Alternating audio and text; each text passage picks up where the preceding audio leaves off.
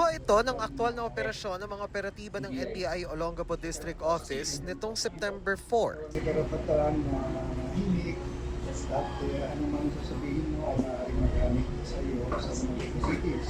Inaresto ang isang empleyado sa City Planning and Development Office ng Olongapo dahil umano sa pangingigil. Ayon sa NBI, nagugat ang operasyon sa reklamo ng isang negosyante matapos daw siyang sabihan ng suspect at isang kasamahan nito na ide-deny ang application niya para sa building permit kung hindi niya pipiliin ang manok nilang private architectural and engineering company para sa building design, electrical at plumbing.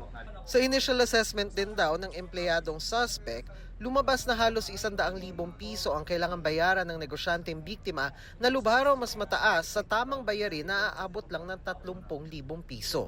He came to know that on top of the legal fees, the rest pala ng binabayaran niya is a fee for the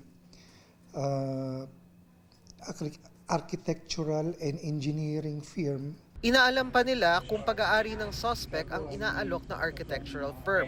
Alam ko yung entrapment ko, alam ko. Okay, si Sir siya po yung nagpapatulong sa amin na gawin po yung requirements for building permit. Lahat po nung perang inan niya sa akin is meron pong pagpupuntahan. Yun po yung resibo ng permit tsaka po lahat ng babayaran ng city. So hindi ko po alam yung sa pagtulong ko po, mapapasama pa ako. Sige, okay Hindi lang, naman sir. kailangan yung Okay po. explanation mo.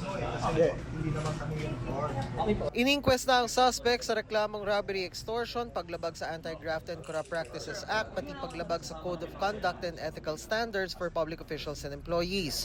Pero ayon sa NBI, nagpiyansa ito nito lang Sabado. Samantala, sasampahan ng kapareho ngunit hiwalay na reklamo sa piskal ang kasamahan ng suspect.